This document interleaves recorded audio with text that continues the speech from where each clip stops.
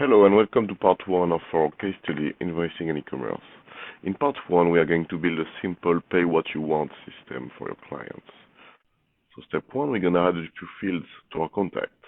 First, a price field, called how much would you like to pay, and then we'll have a drop-down, pay-what-you-want status, with a few values, processing, success, or failure.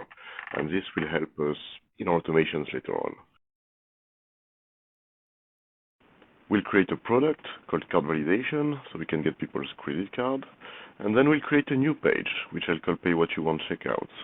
This will be a very simple page, which you can, modify as you need. But on the page, the basic fields are the email field, the credit card fields, and the how much would you like to pay field, so they let us know how much they want to pay, right?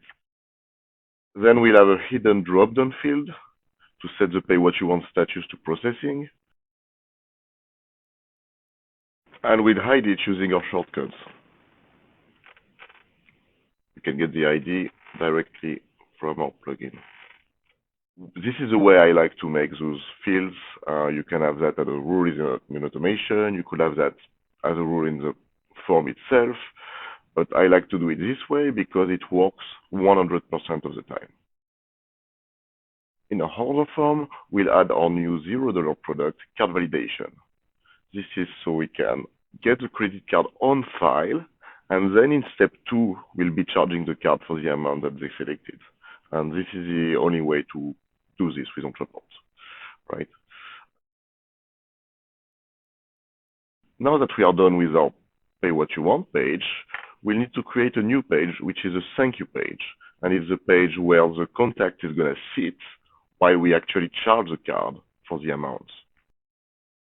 This page will have 3 blocks. Each block will match a pay what you want status. So our first block will be the block they see when they get on the page, when the payment is processing, right? What we will do with this block is after 3 seconds, we will reload the page. And this is to check if the status of the field has changed, right? So that's all there is on this block, a message to tell we are processing a payment, and then we reload the page after 3 seconds. Then, if the pay what you want status becomes success, we'll just show our success block. Thank you for your payment. Now, we just need a third block, which is what happens when the payment is not successful, when the payment fails. So in this case, generally for clients, what I build is something so they can enter a new credit card, right? So we have a credit card form to update the card. We pre-fill our unique ID field, so we know which contact is updating.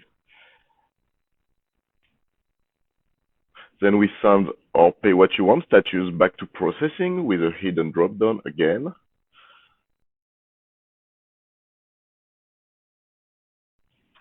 We can also add a fourth block in case people land here without a status, and we'll call that our error block.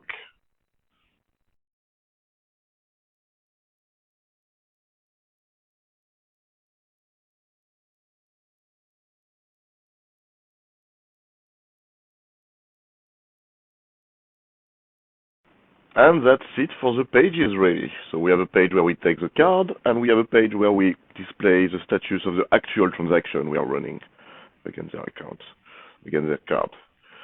So now all we need is our automation. Our automation, we'll call it pay what you want. It's a contact automation. And what it does is when the pay what you want checkout page form is submitted, like the one when they enter the amount they want to pay, when this is submitted, we'll create a webhook with ClickFix to charge the actual amount. So first you need to get into the log transaction documentation to build your magic hook with the product you want and the amount that comes from the field, right? Then you need a token that you will get into ClickFix with the log transaction permission.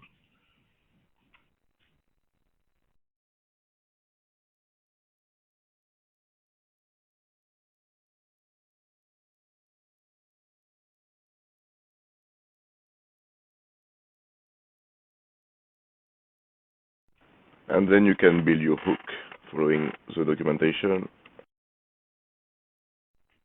So you need the contact ID, product ID,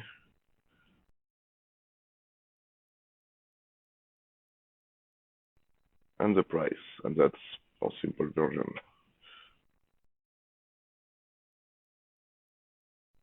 So then we need two goals in there to check for success or failure of this transaction. And we'll do that using the last credit card status field, which is either success or failure, and that's how we know what happens, right? So we have a goal for success, and we have a goal for failure. If it's a success, we will simply shift the drop-down status to success. If it's failure, then we will be waiting for the contact to give us a new credit card, right?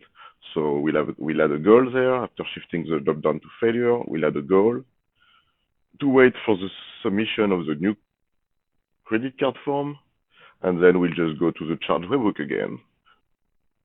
And as the contact reloads the page, when this drop-down status updates, then he will see the correct block.